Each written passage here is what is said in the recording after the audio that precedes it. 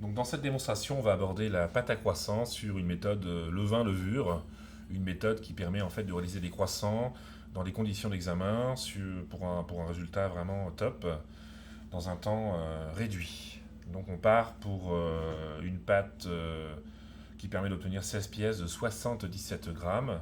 En méthode rapide, on obtient des produits environ en 3h30 chrono. Donc on part sur un levain de départ dans laquelle on va émietter de la levure, donc 28 grammes, dans 127 grammes de farine.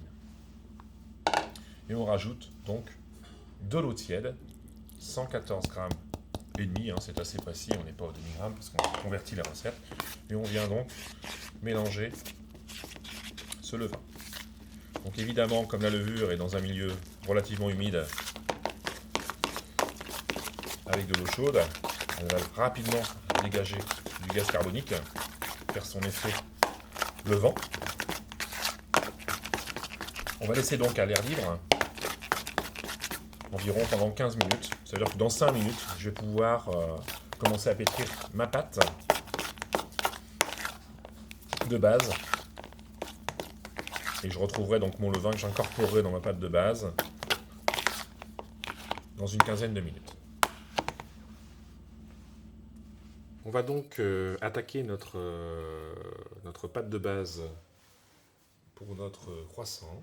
Donc on va commencer par ajouter 382 g de farine type 45, une farine de force, 17 g de poudre de lait,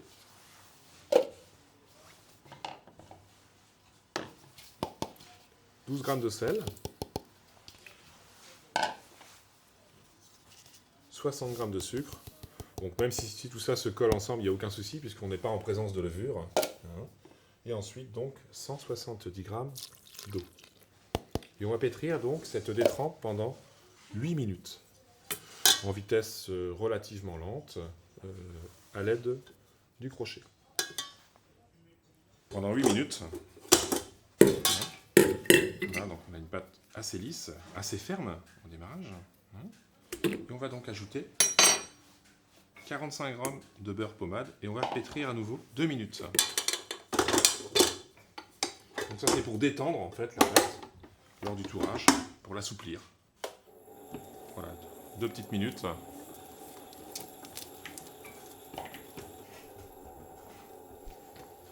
Voilà, donc on se retrouve 2 minutes plus tard.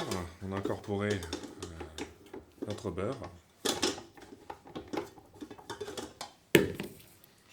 On va incorporer notre levain, donc on peut constater qu'il a vraiment développé. Et on va repétrir 5 minutes. Donc 8 minutes, plus 2 avec le beurre, plus 5 avec le levain. Donc voilà, notre pétrissage est terminé. On va directement fleurer une plaque en aluminium.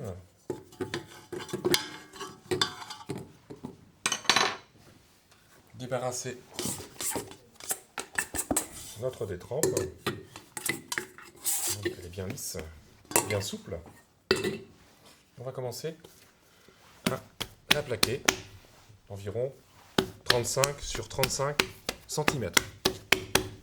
Et on met au congélateur 10 minutes.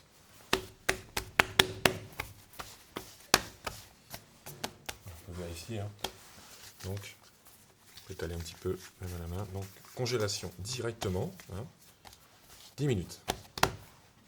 On va donc mettre notre beurre de tourage au carré. Donc, on va essayer d'obtenir un carré de 23 sur 23 cm.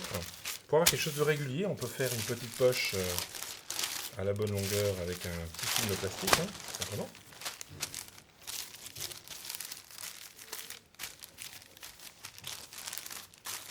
On retourne et on vient donc pousser le produit jusqu'à l'extrémité. Ça permet d'obtenir quelque chose de très régulier. Donc évidemment, la régularité de départ, l'épaisseur et la matière grasse qui arrive bien au coin est très importante pour la régularité de beurrage. Sinon, vous allez retrouver avec des croissants moins beurrés, donc moins gras. Et on aura des petits soucis.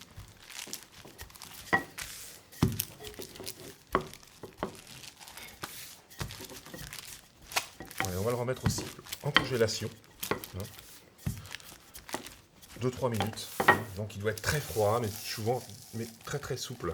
Donc c'est-à-dire que quand le beurre sort, si vous le reprenez plus tard et qu'il est bien froid, eh bien il faut vraiment retaper un tout petit peu dessus pour l'assouplir, tout en gardant un maximum de froid. 5. On vérifie que mon beurre corresponde bien en diagonale. Donc il existe évidemment plusieurs techniques de beurrage. Donc là, je vais partir en diagonale. Donc là, évidemment, il faut vraiment toujours avoir autant de pâte au-dessus qu'en dessous. Donc là, on prend son temps, vraiment, pour beurrer correctement. Et bien se retrouver avec une belle enveloppe régulière, et surtout du beurre ici, aux angles. Donc là, on peut arriver à tricher un petit peu, vous voyez, sans problème. Voilà. Et arrivé à ce moment-là, j'ai pas mis trop de farine, vous voyez, je vais vraiment coller. Oui, le petit morceau, hop, on va bien le cacher. Donc je commence à étaler comme ça, et je vais donner mon tour double. Donc là, pareil, on y va tout doucement, on part par les extrémités, de façon à avoir du beurre vraiment partout. C'est très très très important ce que je vous dis. Voilà. Donc là, on voit que le beurre, il n'y a pas de souci. Il est bien froid, donc j'ai pas de problème de ramollissement. J'ai la chance aussi d'avoir un plan de travail réfrigéré. Donc, si on n'a pas ça à la maison, on peut éventuellement mettre un gros sac plastique avec des glaçons sur le marbre avant de tourer. Ça refroidit la surface du plan de travail et ça permet de travailler dans des meilleures conditions. Voilà. Donc là, je vais donc donner mon tour double. Donc le tour double, c'est pliage en 4. Donc là, je me mets même un petit peu plus loin que le pliage en 4. Pourquoi ? Pour avoir un endroit de pliage différent au démarrage. Voilà. Donc là, j'ai mon premier tour double. Je vais pouvoir me resservir éventuellement de mon plastique de beurrage. Pour pas que ça croûte. Et je vais le remettre en cellule 10 minutes. Cellule de congélation. Donc 10 minutes plus tard, on récupère notre bâton de croissant et on va redonner donc le second tour double. Pour être sûr d'être dans le bon sens, on fait comme si on ouvrait un livre. Donc vous voyez, ça s'ouvre dans ce sens-là, comme si j'allais ouvrir un livre avant d'étaler dans le sens de la longueur. Je suis certain d'être dans le bon sens. Donc vous voyez là, c'est souple, le beurre est bien réparti. Et je suis reparti donc pour redonner un second tour double.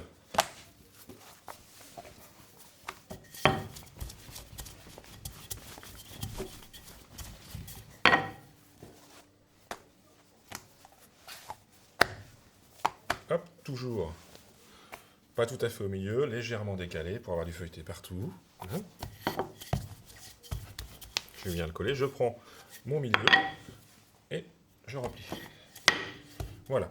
Donc là, je vais le remettre encore 10 minutes en cellule avant de faire mon abaisse. Et je vais pouvoir quasiment détailler dans la foulée. Donc encore une fois, donc cette recette me permet d'obtenir environ 16 pièces de 77 grammes. Ça correspond vraiment à ce qui tombe souvent le jour de l'examen.